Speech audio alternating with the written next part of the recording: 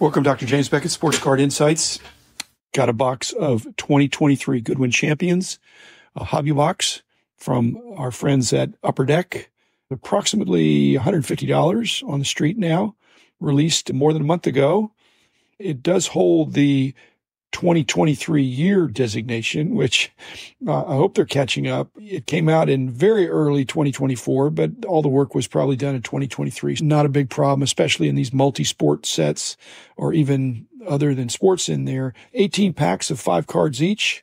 I'd probably rather have 5 packs of 18 cards each, but that was okay. Basically, one thing I noticed is that when you get these 5-card packs, the middle card in the pack was usually the best card. So you have 2 regular cards, something a little bit better. To me, that's a lot better to put the better cards in the middle of the pack. Because when you're opening packs, depending on your technique, it seems like there'd be less damage, less opportunity for corner dings or other kinds of problems with a card in terms of handling for the cards that are in the middle of the pack. I noticed a 14-year-old plus. A lot of these sets, we don't think of them as 14 plus years old. I don't know if that's a recommendation. I don't think they're checking at the point of purchase. But if that's what it's intended for, why would that be? Like I said, most people started collecting when they were 7, 8, or 9. 10, 11, 12, and then 13 and 14, you get in the teenage years. In the old days, that's when they started to move on.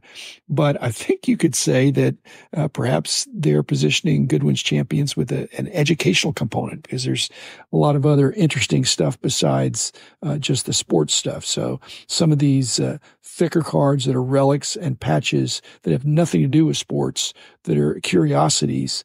I think if you're an 8-year-old kid, you maybe follow baseball or football or basketball, you may not be a history buff at the age of 8 or 9 or 10. So maybe that's what they're getting at. Perhaps it's not a prohibition. Maybe it's the thought that if you're not 14 or more, you might not enjoy this. Again, I hope people are still buying cards in large part because they enjoy the product, not because they think they can flip it. The base design didn't do much for me every year. Base cards are just part of the deal. Even the horizontal treatments. But again, I don't think that's why people are buying this product. They have to have that.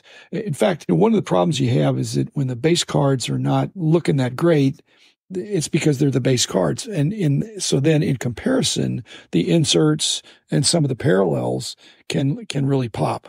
So you have to have a base card. If the base card looks fabulous, then what do you do for an encore? How do you take it to the next level with the inserts and all that? So it's the same problem Mercedes-Benz have, or any other car maker that has several lines of cars. If you've got your top of the line model that's a sedan, let's say, and then you have a mid-priced one and then a lower priced one, they can't all look the same, or they're not going to pay the higher price if it looks the same as the one. And so they don't want to make the lower end model, the cheaper model, and they're still expensive, but the cheaper model, they don't want to make it look ugly, but it needs to look not as many frills or not as tricked up as the top end model. Again, if there's no difference, then people, presumably they would just buy the cheaper one if it looks the same. So that's psychology, I think, of some of the card manufacturers. The base cards are the base cards. If you don't like them, it provides a baseline for inserts that pop and other kinds of things that you could treatments.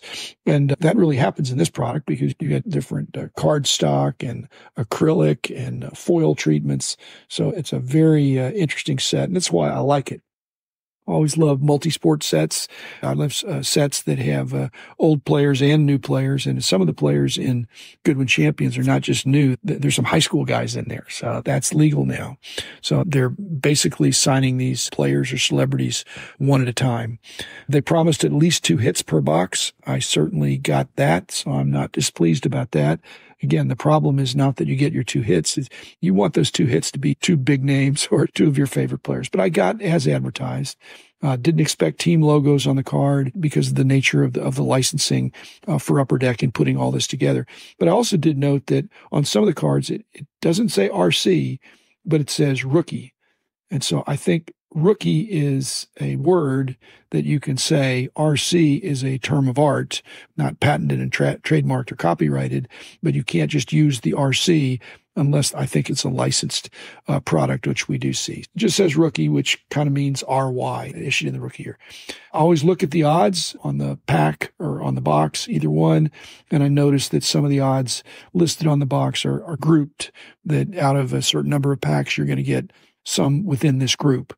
And that made it really tricky for us when we were trying to do price guides for products like this, because you really want to know for each type of card how plentiful or how rare it is.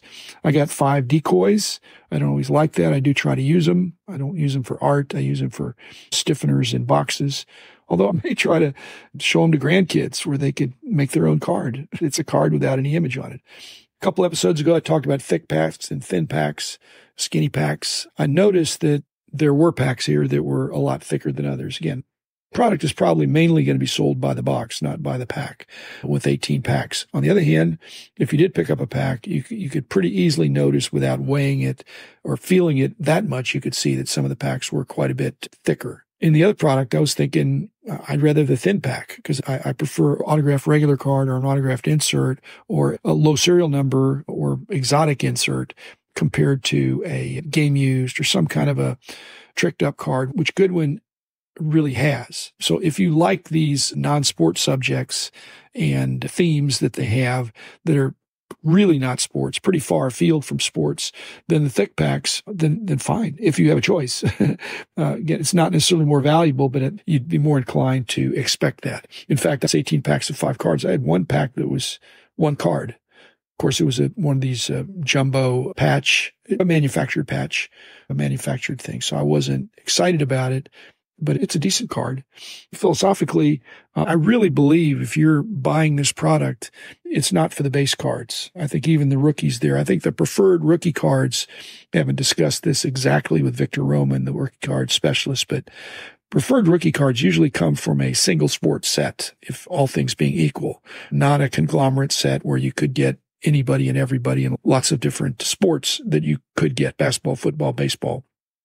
They rarely would be a preferred rookie coming from this product. So don't expect that. Really what you're buying it for is the eclectic nature of the set and dealing with the special cards. That kind of 1 card per pack. It's actually maybe a little bit more than 1 card per pack, but you're getting these cards that are inserts or parallels, lots of different treatments.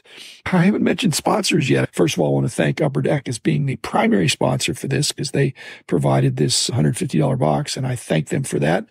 But my other sponsors, I want to weigh in for them on this product because I think all the card companies ought to do their own thing, but they really should be observing what other competitors are doing. I'm not one for copying, but if you ignore what your competitors or other key players in the field are doing, that's not wise either. My old company, they're not really a competitor of Upper Deck. In fact, we worked closely with them and enjoyed the relationship. But this product impacts the Beckett OPG, the Beckett Marketplace, and BGS. If you can imagine, the price guide guys at Beckett have to figure out, okay, just to be listing the set, it's very complicated, lots of parallels, lots of inserts, lots of subjects. And so it always was tougher for us to gather information for that. In the marketplace, they're just going to be put up there just like in every market face, every platform. People are going to put up cards in the Beckett Marketplace. You're not charged by how many cards you put up there. So if you open a box, you could put all the cards there and it's already included in your store fee. And BGS, I think graders get criticism. If you're a grader and you need to know what you're grading, and for the most part they do. And if they don't, they'll study up on it. But when a new product comes out like this and some cards get submitted, they need to know what it is and have some concept, even though there's not a price differential based on how expensive the card is. They need to know this is a more valuable card, a tougher card. ComC, I would say probably not smart to send the base cards into ComC, although maybe some of the big names might get some action early on, but it's very competitive with base cards on ComC. Burbank loves all cards and they make all cards available, even the base cards, because they have an amazing service business. They have products, but they're really serving customers that they know if they go there, they can buy, they can just call their shot. So everything would be put up on Burbank. Stadium Sports Cards, my friend Mike, from what I understand from Mike, a lot of the action at his store is more toward the wax. And so my guess is if he got a case of these in, he'd pull them out and sell them by the box. Heritage auctions, not their main thing, although they've moved more and more into newer stuff as long as it's something that's high demand. So if it's shiny, that's not a problem for them if it's also valuable. So a reasonable choice. If you pulled something stupendous, they would be interested in that. But it's not the first thing you think of. Also, don't think about Huggins and Scott as much. They have their treasure chest. Now, if you opened up a case of Goodwin Champions and you pulled out the one case hit and then put the rest of them in a lot for Huggins and Scott to put out there. I've seen that for other sets. Now, maybe it's too new and too fresh, but people like to buy lots like that there. And finally, Panini. I think Panini needs to be observing with interest what Upper Deck is doing, because Upper Deck is, I think, done well in this market without major license other than having Michael Jordan and LeBron James up until now, and Tiger Woods and Wayne Gretzky. They've had some iconic GOATs they've signed to exclusives, but their future may be more in line with doing products like this. So they need to be thinking, what can we learn from this? Can we do it better? Can we do it different? Finally, Fanatics, which is going to be the incumbent and be the dominant producer with having baseball, football, and basketball within the next year or two. Even though they will be the volume leader when all that kicks in, they still need to be thinking about interesting cards and interesting concepts and themes that collectors like. And so to the extent that collectors like Goodwin Champions, why do they like it? There's focus groups that you can do with collectors before the product is issued. But even more, I'd like to encourage the card companies to do focus groups and I think they do, after the product is produced, and they bring in some collectors of varying ages and types and let them open the box and see what they ooh and ah over. Like I said, it was very colorful. I appreciated it. I like the eclectic nature of it, but it's a necessary thing. It's a niche. And also there's a branding element that Goodwin Champions means something. They're, for the most part, champions. And I enjoyed it. Thanks, Upper Deck. Thanks, listeners. I'll be back again in a couple of days with another more traditional episode.